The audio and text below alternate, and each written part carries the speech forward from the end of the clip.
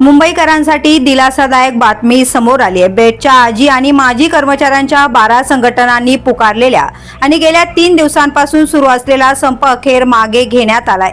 उपमुख्यमंत्री एकनाथ शिंदे आणि परिवहन मंत्री प्रताप सरनाईक यांच्यासोबत बेस्ट कृती समितीची झालेली तासभराची बैठक सकारात्मक ठरली असून प्रमुख मागण्या मान्य झाल्यानंतर संप मागे घेण्याचा निर्णय जाहीर करण्यात आलाय।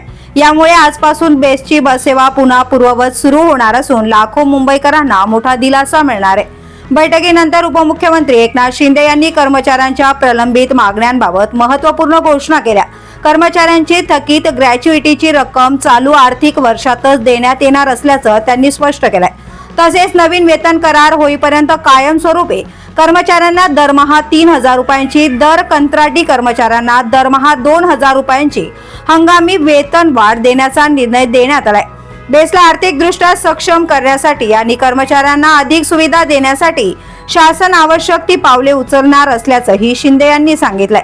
एकूणच चर्चेच्या माध्यमातून तोडगा निघाल्यानं बेस्टचा संप मागे घेण्यात आला असून मुंबईची जीवनवाहिनी पुन्हा एकदा रुळावर आली आहे।